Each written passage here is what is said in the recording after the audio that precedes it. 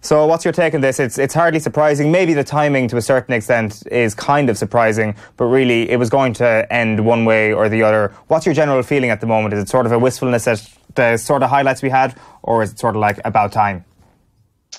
I think my initial reaction when I got the news I was out of the house was one of surprise, perfectly honest, because I felt the relationship between Delaney and ONeill was that strong that he'd be given the opportunity to try and address the team's failings. Whether or not he was capable of doing it remains to be seen. But I believe that relationship, the contract that was signed, would enable him to stay on until the Euro qualifiers. But there's been a big development in terms of what's actually happened over the course of this year. And people have identified that it's since that Denmark drubbing, but I think we were pretty much akin to what was happening throughout that campaign. There were some massive highs, of course there was, in terms of the Wales win as such, but there were some performances that left a lot to be desired.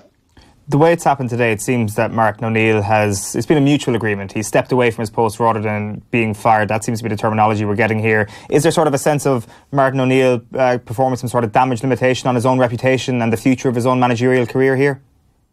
Well, I think obviously the first thing you'll do is you go to your bosses for support in terms of the criticism he was receiving and seeing if they still believe in him as such. But I think what is evident, and this is something you'll see in the whole of professional football, is that initially the supporters turn on the players, then they go after the manager, and nothing seems to really change. As soon as the supporters and the criticism starts going towards the hierarchy in terms of chairman, decision makers, very quickly then the decision's made. And it seems that that's been the case, that the fallout in terms of this dream team and the relationship they've had with the Irish supporters who have shown such apathy towards the Irish team now, to be perfectly honest, in result of what they've witnessed, that as soon as that criticism came for Delaney, this decision looks to have been made. Gary, it seems like over the last 12 months we've heard more than the previous 4 years about O'Neill talking about the players' limitations and how they weren't as technically gifted as other groups of players in different qualifying groups. Do you get the sense that maybe that can get into a player's psyche? Do you get the sense that maybe they stop playing for O'Neill? I don't believe that group of players ever stop playing for the team, because bearing in mind they're putting on the green jersey, it means everything to them. So whether or not they're playing for the manager is irrelevant, really. You're playing for your country. But I think certainly when you continually hear that, and if I was a player and I was continuing hearing it and I was looking at what the manager was actually doing in terms of organising us, he may well be identifying that the players lack quality in terms of what they're producing on the pitch. But I think I'd counter that by saying that Martin O'Neill, for all his success as a manager, lacked quality in terms of what he was producing on a training field, in terms of getting that team organised. And I think that would be the biggest frustration, because I was a massive admirer of Martin O'Neill in terms of his management, especially, I know everyone probably talks more about the Celtic days, but for me it was the Leicester days. It was a team that I was playing against in the Midlands for Coventry. He got them promoted out of the Championship, and then they went on to win League Cups. And they were so impressive. And then he obviously goes to Celtic, goes to Villa, and we've seen the problems Villa have had since he left then. But I always felt, and I was consistent with this, that I didn't think international football was suited for Martin O'Neill. And the reason why is because I think his skill set, which was a brilliant one at club level, was one, his motivational skills. People talk about it, any players who talk about it, but I don't understand how you need to be motivated to play for your country. I don't think any of those players who have served under him over 5 years will have needed to be motivated putting that green jersey on. And I think another thing of what is a real skill set of his was his player recruitment, getting in experienced players, problem solvers. And all of those attributes are redundant in international football, because you don't have to motivate and you have to deal with what you've got, coaching people. That's the key element. And I don't think he'd done it particularly well.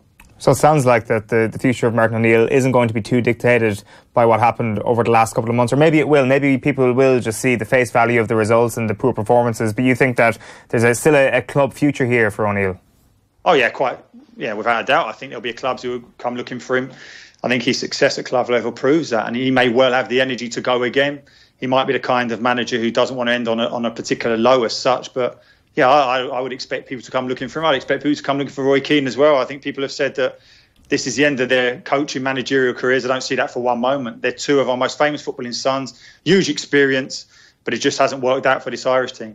What do you think the view is of the manager of the Republic of Ireland team right now? Is it a poison chalice, do you think? Like, you look at some of the names, the wild names being linked. You take someone like Sven-Goran Eriksson or Neil Lennon or someone like that, people who've had very successful careers in the UK and in Europe, from Sven-Goran Eriksson's case at club level. Like, do they look at the Ireland job and they think, not for me now? They look at the criticism that Martin O'Neill got and they think it's not for me. They look at the players and they say it's not an ideal job. Or do you think that the FAI still have the potential to go and recruit some top-class managerial talent if, for example, they overlook the likes of Stephen Kenny? Listen, this is a job that loads of Irish men will want, coaches, managers. There's no doubt about that. Let's not belittle this job in any aspect. The reason that Martin O'Neill has struggled is because he just didn't do the right coaching with these players. He didn't believe in the players. But there'll be a manager who will come along now and say, well, listen, I can coach these players. I can produce a team out of this group of lads. And I think that's the key point, is that these players, and I'm under no illusions, this is not our strongest depth in terms of the quality we've had over the last decades, but they're capable of so much more than what they've done and what they've seen. And I think any manager would be desperate for this Ireland job. Gary, tactically, what do you think is the best way to get the best out of these players? ONeill seemed to rely on being defensively organised without much of a discernible offensive plan. What would you do to get the best out of the group he has at the moment?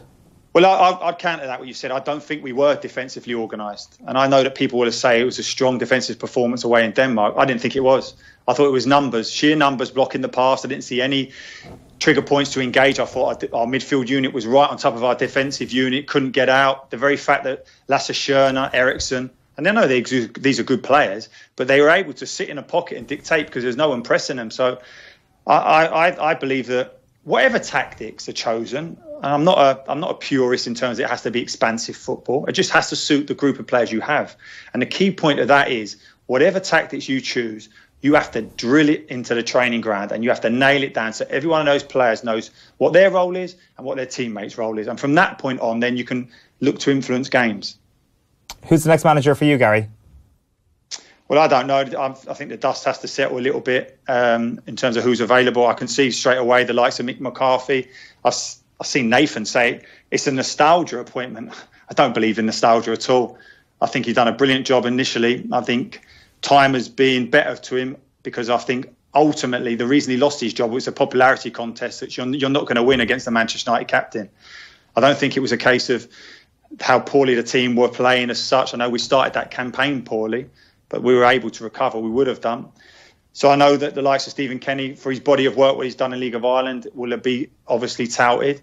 I'll be interested to see whether or not, and I wouldn't be the type who says just because he's managed at that level, he can't do it for the Irish team. I wouldn't believe that at all. The only thing I would say is how would he cope with the intense scrutiny that you get being a national team manager? That would be interesting to see. But nevertheless, I spoke to players who've played under him. They spoke very highly of him. So it'll be fascinating now. I think the timing has not been great. I think we've wasted an opportunity during this Nation League. I've seen other teams develop and bring younger players through to prep them for this next campaign. I think the very fact that the under-21 job's available as well is brilliant because I think now we may be able to marry the two in terms of whoever gets that job can have an influence or such with the first team. Whoever's in charge of the first team can play a role in the under-21s. I think that's been ignored and that's been to our failings.